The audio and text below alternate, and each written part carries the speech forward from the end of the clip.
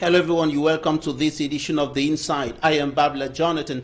Today we are taking a look at relations, cooperation ties between Cameroon and Israel. And we are also looking at some key issues concerning the war against the Hamas terrorist organization. Stay with us and meet our guest in some few seconds.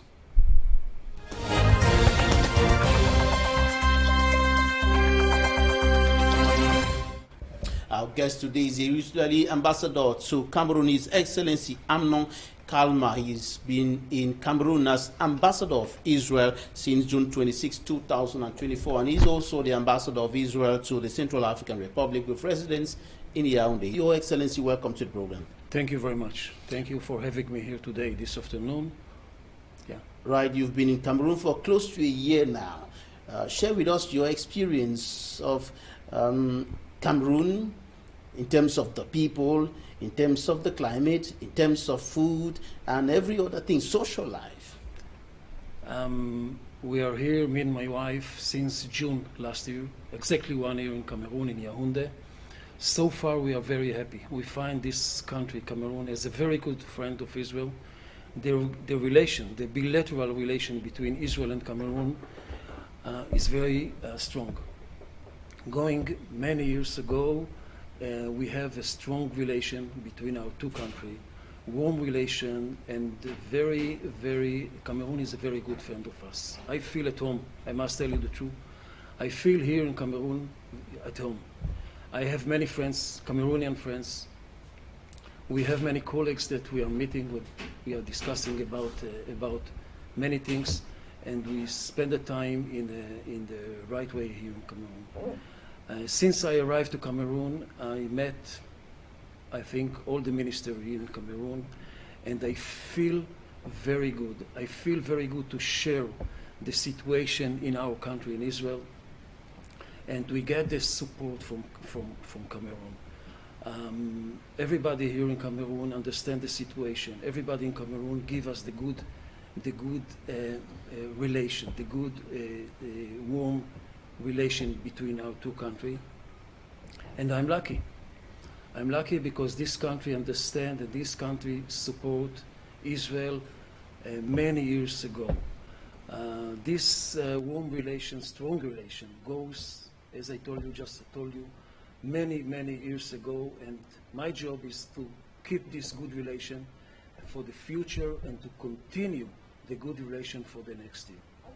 So I'm lucky. Cameroon is described as Africa in miniature. That is a country that is described as, by some people, as the continent, because in Cameroon you have everything. You have people from all over the continent, you have cuisine from all over the continent, you have just everything, cultural-wise. I cannot complain, as I told you, I cannot complain.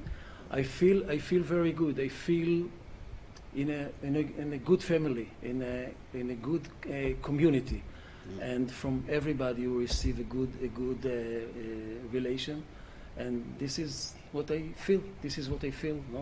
No complaints so far. All right. And I will be very happy to stay here for a long term. All right. So let's talk about the bilateral ties between Cameroon and Israel. What is the state of cooperation between the two countries today? Actually, the Cameroon and Israel relation goes, as I told you, many years ago, and the relation starts with cooperation between our two countries in agriculture activities. Many Cameroonians visit in Israel for a different kind of seminar, what we call Mashav. Mashav, this is our one of the departments in Israel. They're doing agriculture seminar, and not only agriculture, also education seminar and other subjects. And many Cameroonians visit in Israel, found our very nice country, and return back to Cameroon and establish companies and doing agriculture, high quality agriculture here in Cameroon. Mm-hmm. And Cameroonians should be looking forward to tapping from Israel. In this perspective in particular, while I was in Israel, I had a conversation with some authorities there who were talking about drip irrigation, or not necessarily drip irrigation, but agriculture that is driven by irrigation? Because that's what is happening in your country now. Agriculture is no longer dependent on rainfall. We still have a very good agriculture seminar in Israel. But as I told you, not only agriculture, we have other seminar, and unfortunately, the last 5 years, because of a limit budget, not so many Cameroonians left visit in Israel, but from this year, 25, many of them return back and come not only for one visit, for more than one time. And what about the other domains? Political, economic, of course, agriculture is part of the economic perspective of the cooperation between the two countries. The cooperation, but we also have military. The cooperation is not only agriculture. Right. One of the reasons I came here today to Douala is to find a way how to promote, how to upgrade the economic relation between our two countries. As I told you, the bilateral relation is very good, very strong. And I asked many people here when I met high-tech company and other businessmen, and I asked them to try to find a way how to promote the economic relation between our two countries. Beside the bilateral relation, very important to promote the good economic relation. And some of them promised me that from now on we are going to have it, we are going to do it. And we find a way how to do it. We should find a way how to do it, to send businessmen or companies from here, from Cameroon to Israel, to have a meeting with the Israeli companies and to see how to get the cooperation between Cameroon and Israel. Especially in the technological domain. Technology, high-tech, water solution, climate solution, many kind of activity, of subject, yeah. Right. Now, in terms of military, the military cooperation between Israel and Cameroon, I understand that Israel has been training elite forces here. No, I'm not talking about security. As far as I know, there is no cooperation between Israel and Cameroon according to security. All right. So now, what are you looking at as far as upgrading, or better still, stepping up the cooperation ties between Israel and Cameroon in the nearest future? What are you looking at? As I just told you, most important for me to upgrade the economic situation in a different ways. First of all, I think most important is to find a way how to have high-tech cooperation between Israeli technology and Cameroonian technology, and to find the companies from Israel to look and to find the companies here in Cameroon. Both sides have to sit together and to find a way to have the cooperation. According to your question about security, I'm not dealing with security. I'm here to promote the economic situation in other possibility, not about. I'm not talking about security issues. Yeah. Right, that's fine. So I want us to go to the newsstands now. We're taking a look at what the newspapers reported this week, and when we come back, we're discussing issues concerning Israel's war against the Hamas terrorist organization. Stay with us.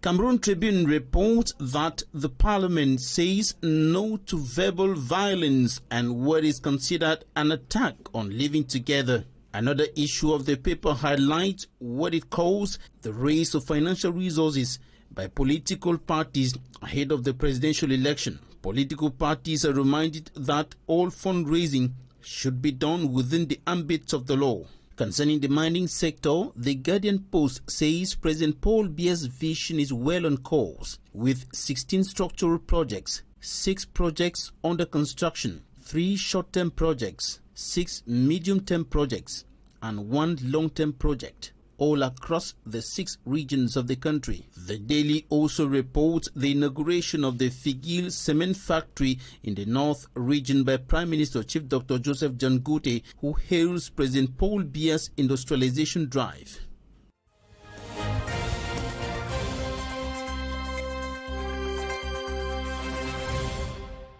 You're welcome back. We are still with our guest, the Israeli ambassador to Cameroon. Your Excellency, what's the situation back in Israel as far as the war against the Hamas terrorists is concerned? You just returned back from Israel. Right. So it's easy for me to explain you the situation. I believe you see by your eyes in Israel what's happened there in the 7 October 23. Since October 23, since this morning, early morning, 6:25 morning, Hamas attacked Israel by thousands of rockets. Thousands of rockets. They fire Israel in this morning, and then they cross the border between Gaza Strip and all villages around Gaza. They went inside the villages, took more than 250 Israeli as in hostages to Gaza Strip. They killed them, they raped them, and they did a terrible activity against Israeli citizens. And this morning we cannot forget. We cannot forget. And on that time, the situation in Israel become 100% change. Israel understood immediately that this terror organization, Hamas, is a serious enemy, very serious enemy. We knew before, but the activity they did against Israeli young children, women, old people, boys and girls was unacceptable. This is brutalic situation that never happened before. Never happened before. And we found ourselves from that morning in a war against Hamas, this terror organization. And of course we have to protect our citizens, to protect the state of Israel, to protect the people in Israel. And we try to release more than 250 Israeli hostages that took down Gaza Strip and stay in a tunnel. Unbelievable situation. I believe you remember very well. You remember very well the situation over there. And many of them are still in, I'm talking about the hostages, many of them are still in Gaza Strip underground, in a tunnel, in a terrible situation. No food, no air, no water, no medicine. They cannot communicate with anybody. And they are in a serious situation. Today, when we talk now, we have 55 Israeli dead and alive in Gaza Strip. 20 of them are still alive. The rest of them died. They killed them. Hamas killed the rest of the Israeli in Gaza Strip. I would like to show the camera. These are the Israeli are still in Gaza Strip. 55 of them are still in Gaza. And we do our best to release them. We do whatever we can to release them from Gaza Strip. We negotiate with, we have some partners that try to negotiate to find the good way to release them as soon as possible. As soon as possible. For example, I'm sure you remember by yourself this mother. Yeah. You remember, okay? And this mother and their 2 children took from from the bed, from the house in Kibbutz. Near Oz. In Kibbutz near Oz. Kibbutz near Oz, close to the border, and the Hamas killed them. Not only the three of the family and other family relatives, they killed them. This guy, for example, Alon Oil, is still alive in Gaza, underground.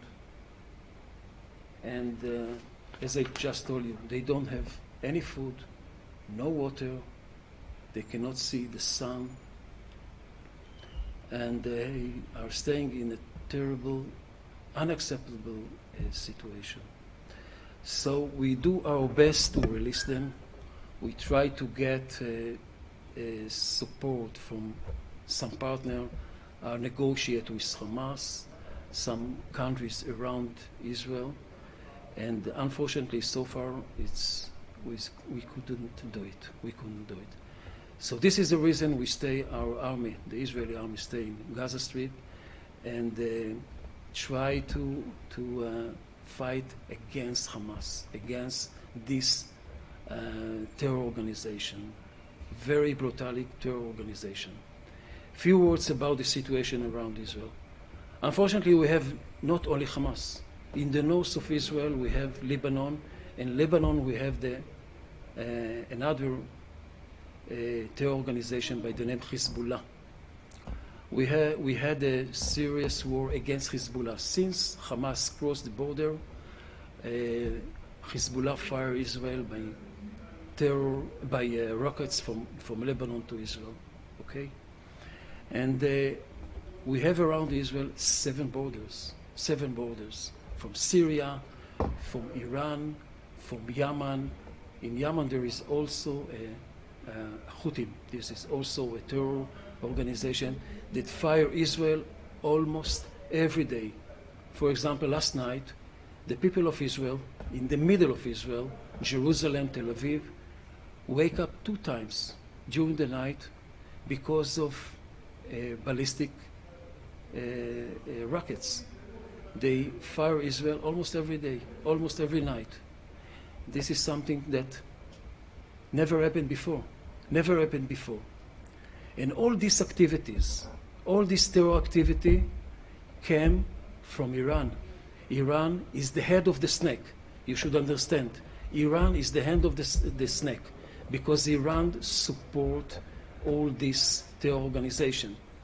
They give them money, they supply weapons, and they are standing behind all this activity. So the situation is very complicated. This is a serious war between Israel and the countries around Israel. We want peace, of course. We want to stay in a quiet country, and we want peace with countries around Israel. But the situation that there are still 55 Israelis as hostages underground Gaza, and the Houthim from Yemen fire Israel almost every night, this is something that we cannot accept. We cannot accept. We should protect our citizen, civilian. All these guys are civilian people. They took from the bed. In the 7 October 23, the Hamas took them from the bed, from the villages, from the kibbutz around Gaza, took them to Gaza Strip, put them underground, and from that moment, they don't give them food, they don't give them water, and unfortunately, we're still in this terrible condition. And every Saturday, Israelites are gathering on the streets of Tel Aviv, in some areas, to demand for the release of these persons. Not only Friday, not only Saturday evening. Yes, people wants to release them as soon as possible, to find the way how to do it as soon as possible. The family wants them back. Wants to finish this war between Israel and Hamas, Israel against, not against Israel, to stop the war between Israel and the country around Israel. and the family wants the relatives, the children, the father and mother back in Israel. So this is the reason they have a demonstration. They try to push the government to do it, but it's very complicated. It's very complicated to negotiate with terror organization. There is no direct dialogue. There is no dialogue negotiation between Israel and Hamas. We need other partners to help us to do it. And this is very complicated.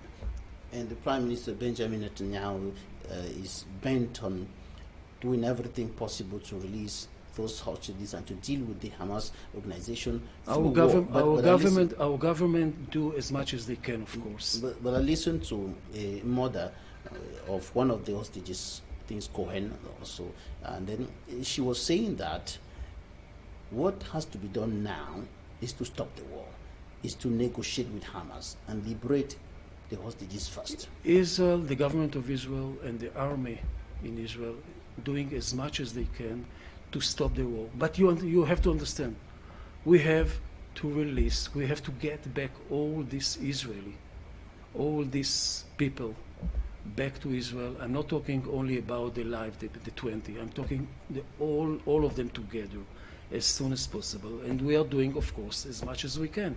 But this is not easy. This is not easy. This is not easy because we are talking to a very brutalic terror organization. And it takes time. Unfortunately, long time.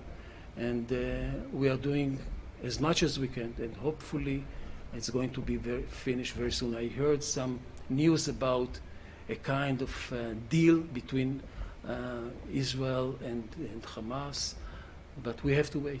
We have to wait. Of course, you should understand. The family wants them back as soon as possible. Yeah, the two-state solution, is it still on the table? Because from our conversation while we're in Israel with some authorities, we got to understand that at a certain point, many Israelites were really in favor of the two-state solution. But at a given, when this attack happened on the 7th of October, so people began to think differently, like, no, the two-state solution is no longer the solution, but there should be some kind of outright. There are so many different solutions to stop this war.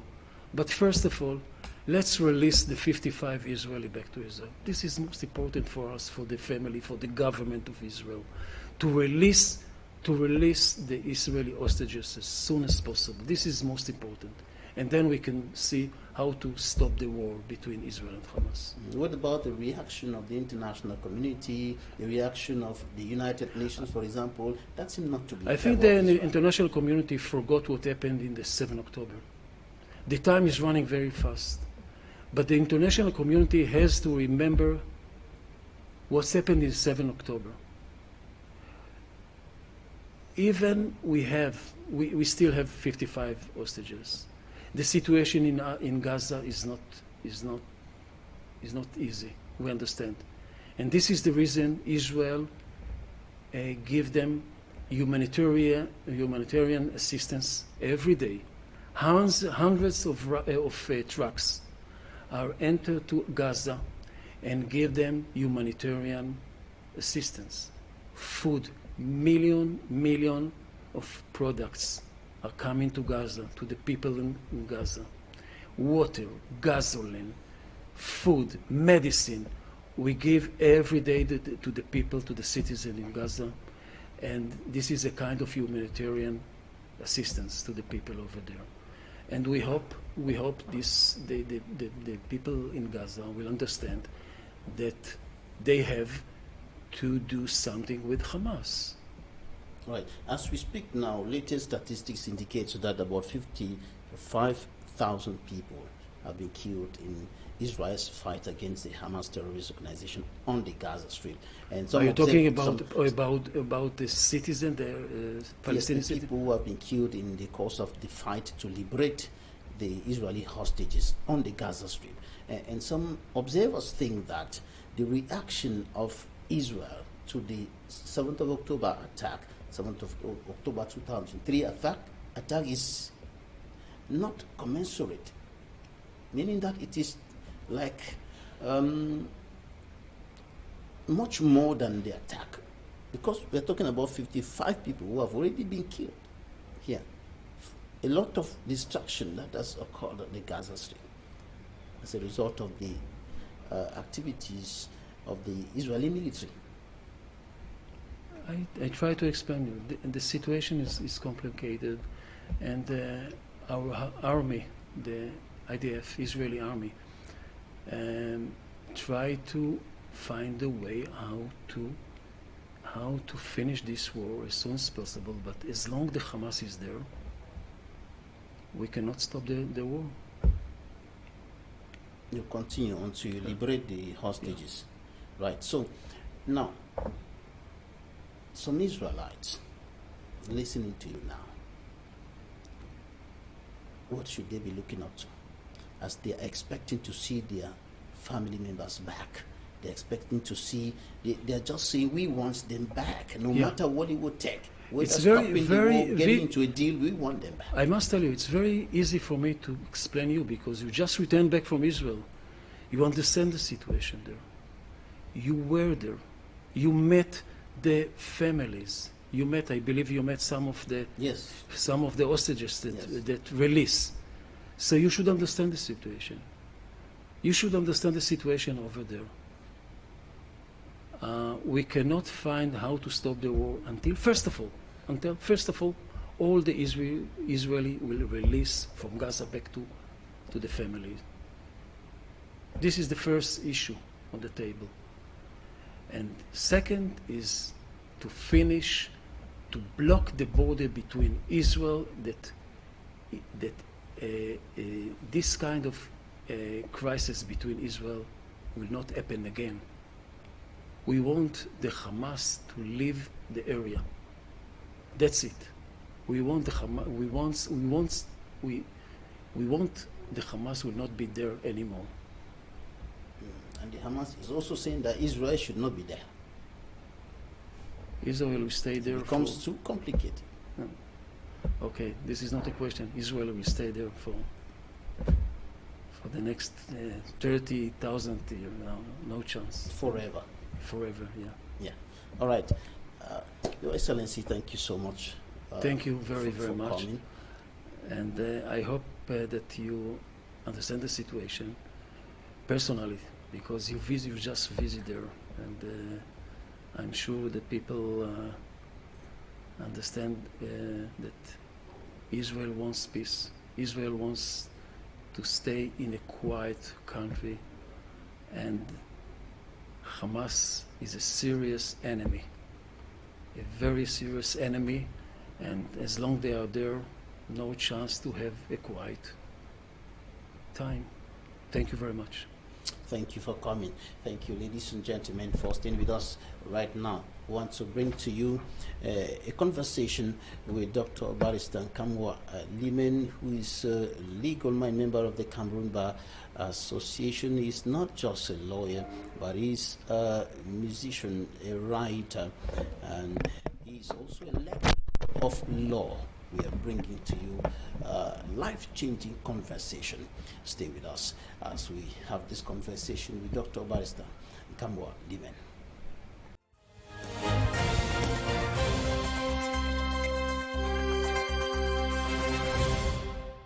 Dr. Barrister Kamwa Limen, thank you for accepting to talk to Equinoxe Television. You are a lawyer, musician, writer, author, lecturer of law and philanthropist, all in the same vessel.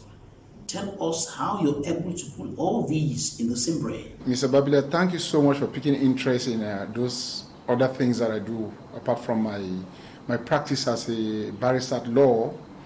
You're right, I'm a songwriter, I'm a musician, I lecture, I'm a law lecturer, and I'm a philanthropist because I own and run an orphanage.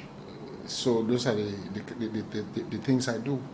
And don't forget that I was equally trained as a hardware technician. So in those days I used to buy and repair computers. I used to build computers.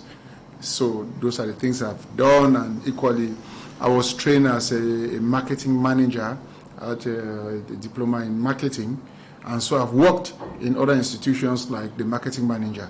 So all those are the various portfolios or personalities I incarnate. How did you become a musician? You know, I've always done music since when I was a kid. And, you know, in those days we had radio cassettes. I would do compositions, and then I would go and take and record and spoil my father's best music by recording my own songs. He would punish me.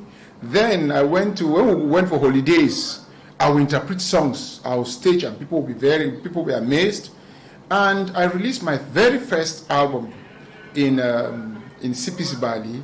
That was in 1990 when I was in Form 5. And believe me, it was such a boom.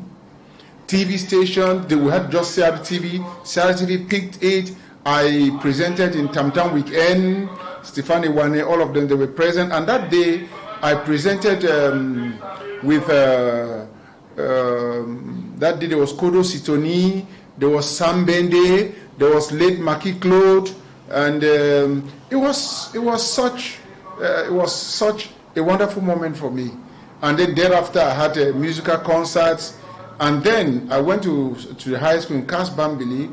I released another album while I was in Kasbambili. Then thereafter, I traveled out of the country. I wrote songs for Jamé Blon Blon, who is an German-Algerian. Yes, I wrote songs for him, and we produced an album. And then I became one of the most prominent foreign artists based in Algiers, because I released an album that was so huge. I represented Cameroon.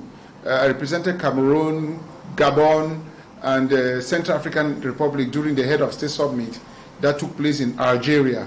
I represented them. I sang there, and it was a boom. It was a boom. So that earned me the quality of a member of Office National de Droit d'auteur in Algeria. So I'm a member of the Office National de Droit d'auteur, and I came to Cameroon. I was a member of Sosinada and all the other corporations. But that still did not stop me from carrying out. To me, music has always been my passion.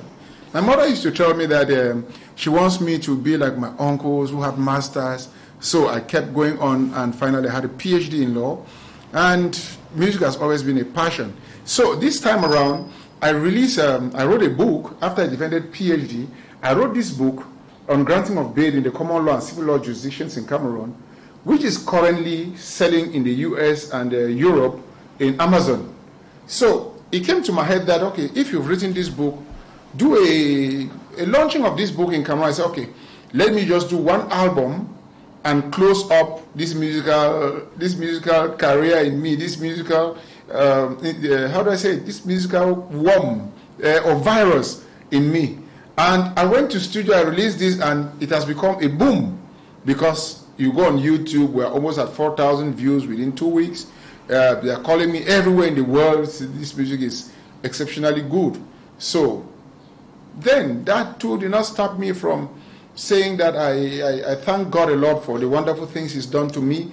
I built, I have one of the best orphanage in Cameroon that I built in Makepe, which I used my personal funds and the support of my wife. We built that, and we are taking care of orphans and children, underprivileged children. So and don't forget that I'm a good lawyer, I'm a good lawyer, and I am the owner of Kanwalimen Law Firm in Douala, and we have very, very competent lawyers. And you see, I move out of the country most often, but it does not affect the running, the function of my firm and the quality of services that we provide to clients, because I have a wonderful team, and with social media, I'm always connected to the office. So I try to program myself as best as, I'm a very disciplined person. I try to program myself and do the right thing at the right time. What does it take to multitask the way you're doing, especially at the professional level? It takes real self-discipline. And Nico Hale always tells me that I'm a goal-getter. I am a goal-getter. I set my objectives and I work towards them. The art is in me. And so I keep writing. I have several songs that have gone to studio. And the next question is, when then do you go to studio? We find you in the office in the evening, in the mornings, and then you leave your office in the evening. When do you go to the studios? I go to the studios on weekends. I spend my weekends in studio. Instead of going to nightclub, go to drink with people, no, I take that time to do something meaningful. Same like writing my books, I concentrate on doing them.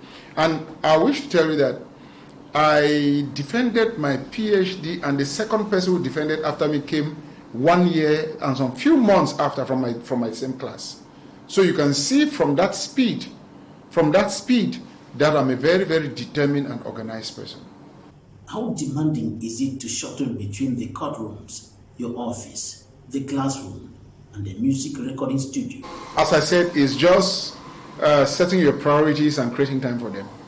That's all. You just need to know that you don't waste your time. The youths, we should know that we shouldn't waste our time. We should always think of doing something constructive. How do you better yourself? Some few years back, I was with Njore, I was with Papillon, all these big stars. They're my contemporaries. We are close. But then I decided to move back to law. I moved back to law, and I've moved to the top of law by having a PhD in law, in English law. You see, so doing that gives me more fundings. If you look at my videogram, you see that it is high quality. And so I have the means to do whatever I want to do now, because I am, say, a successful lawyer, and it gives me what it takes to do the things I'm doing. But you need a lot of self-discipline. From what you're saying, I can deduce that you read a lot. Am I correct? Yeah, I do. I read a lot. And then God blessed me with a very high retentive memory. I have a serious retentive memory.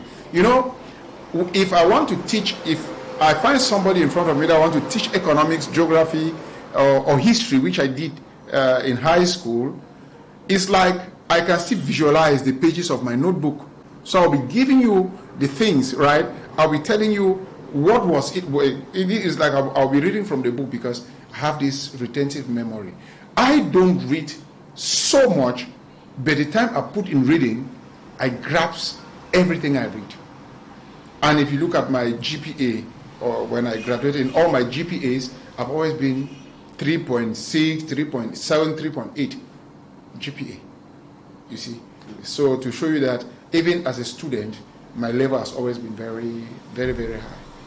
What advice can you give to young Cameroonians, or young Africans in general, with regards to the ability to carry along several specialties in the way you're doing with excellence? Well, what I'll tell the youths is that they should stay focused. You should dream, and you should dream big. If you are contented being where you are, Mr. Babila, you're not going to make it.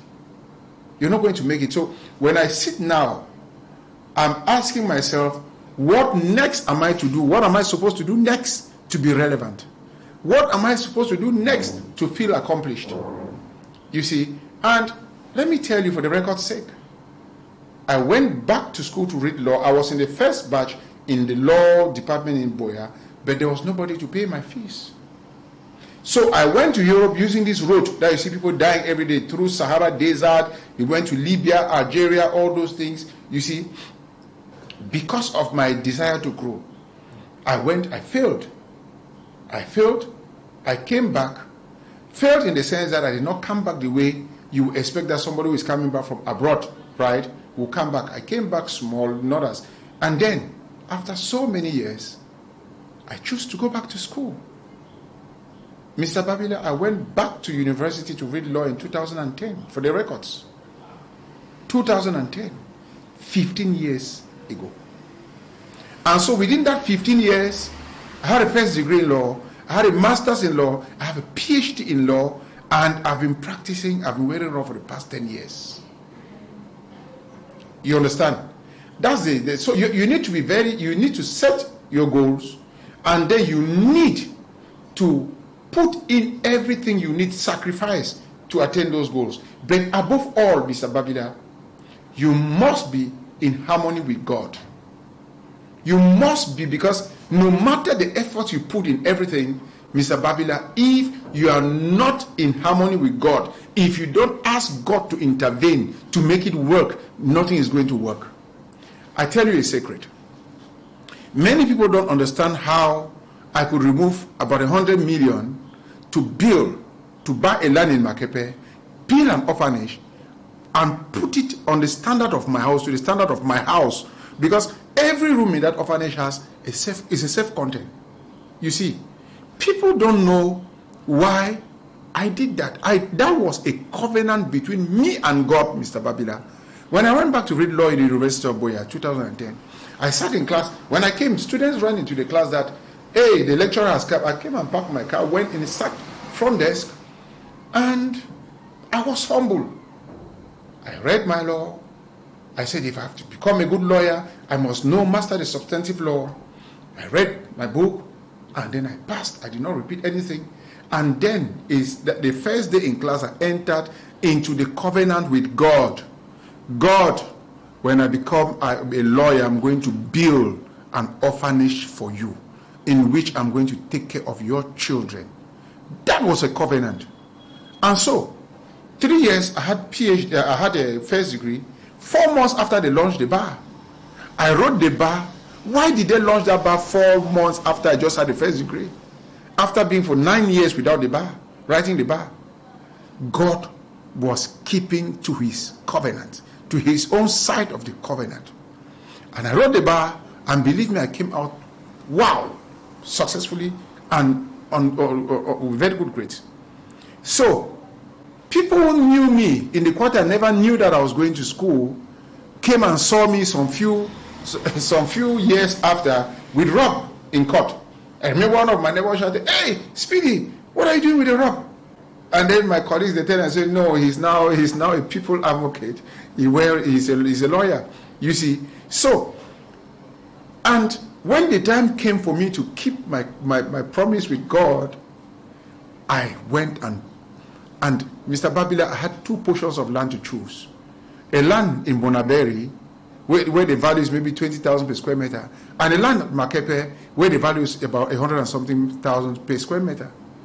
I said, no, if I have to give God, I shouldn't give God the lesser. Let me give him the best. And so that's why I choose the land at Makepe. And then I built, and Mr. Babila, I am telling you that God's response to the fulfillment of my covenant was immediate. Immediately I finished the foundation of that orphanage, Mr. Babila. Listen to me.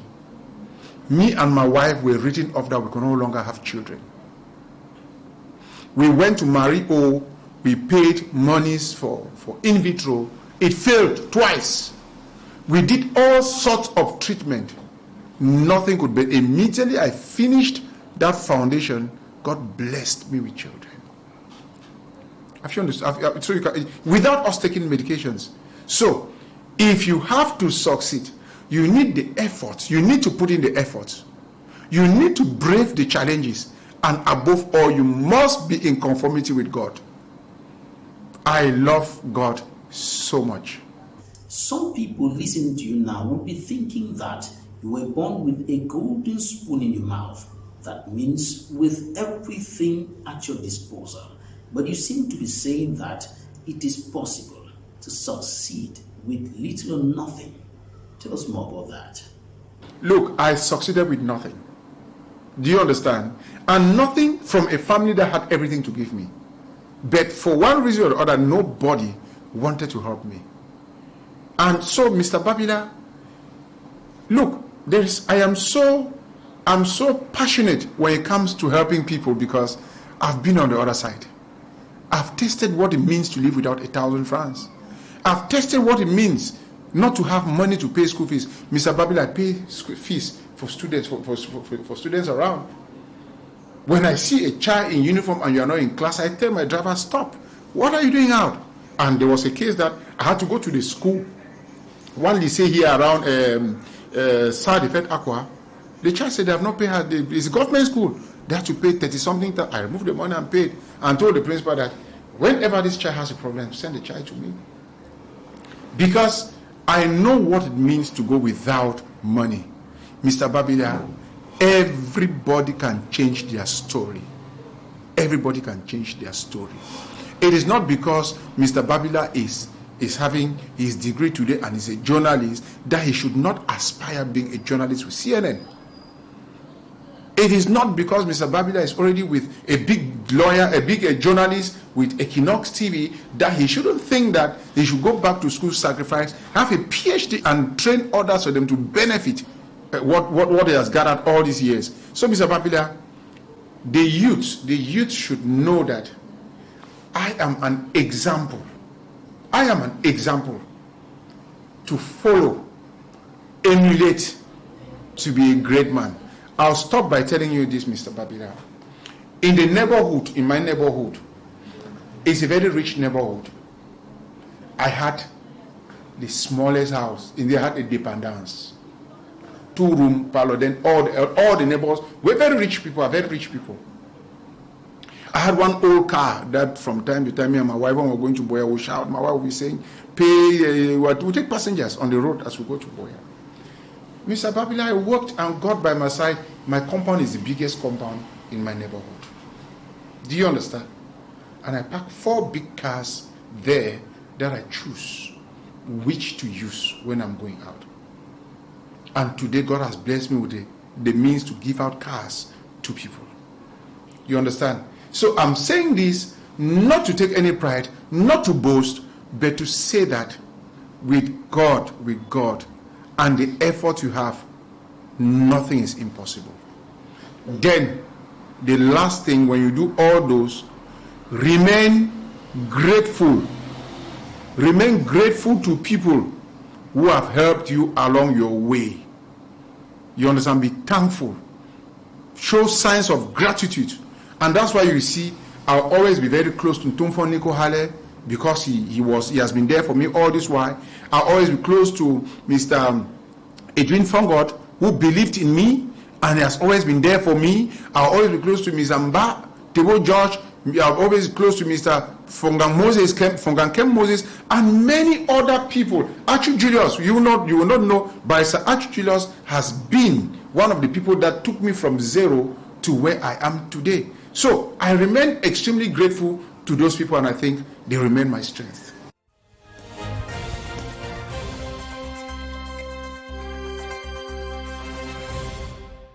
People are more powerful than institutions. The name of persons are powerful in this country than institutions. But institutions are supposed to be powerful than people. We know of people, corrupt people in the country, corrupt leaders, ministers who have embezzled state money. They have not refunded the money. Meaning that the people see themselves as even more powerful than institutions. The respect of state institutions should be the paramount. It's a call for every country. You are just coming back from Israel, and you see the destruction, the mammoth destruction every day, the Palestine, the war going in Gaza and everywhere.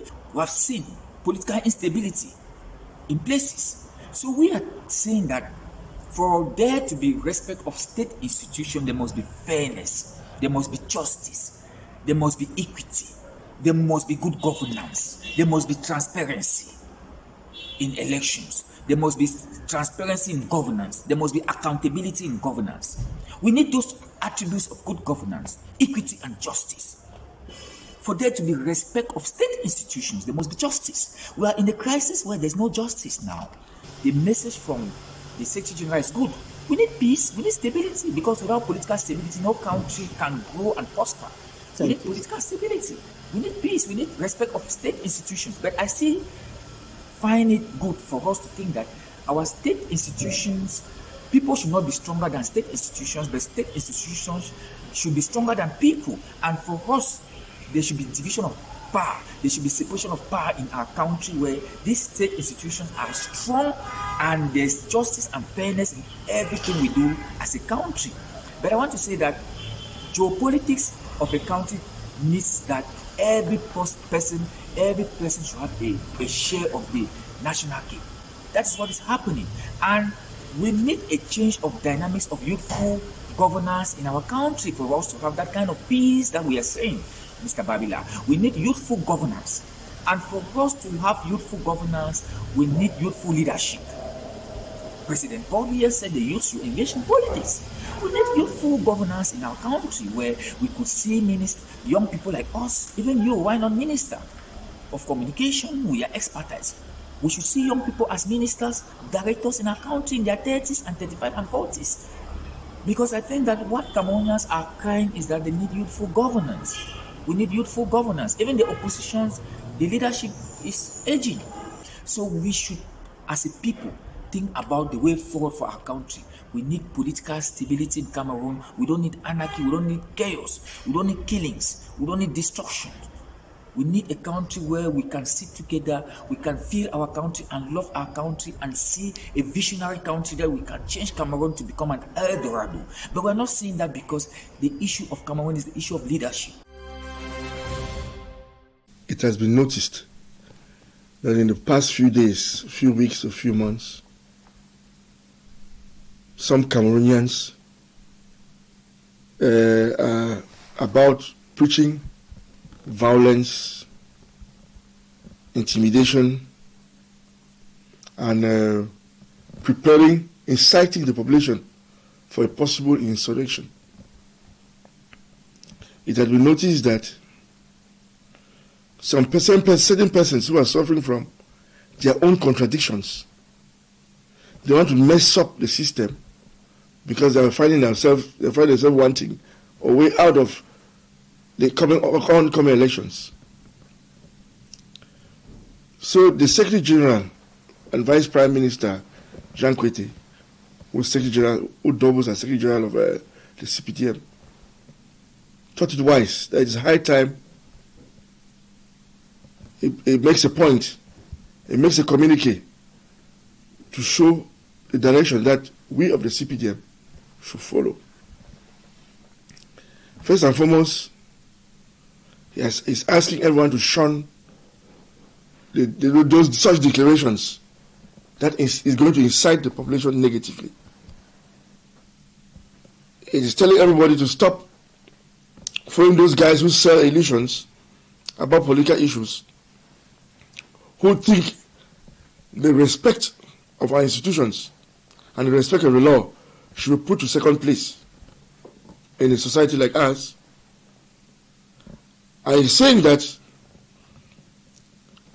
as usual, the minister of CPDM should be serene, should be vigilant, should be steadfast.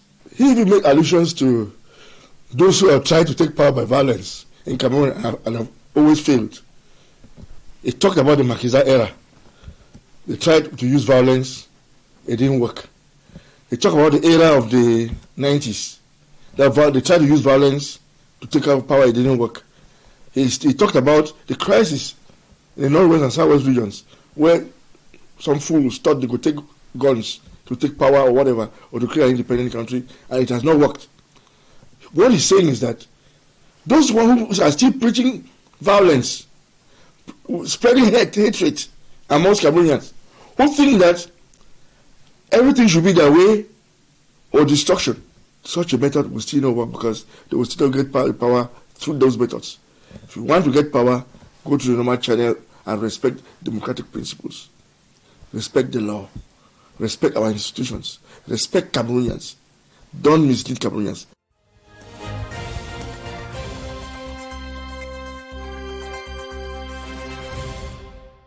That's it for today's edition of the program. Thank you so much for staying with us.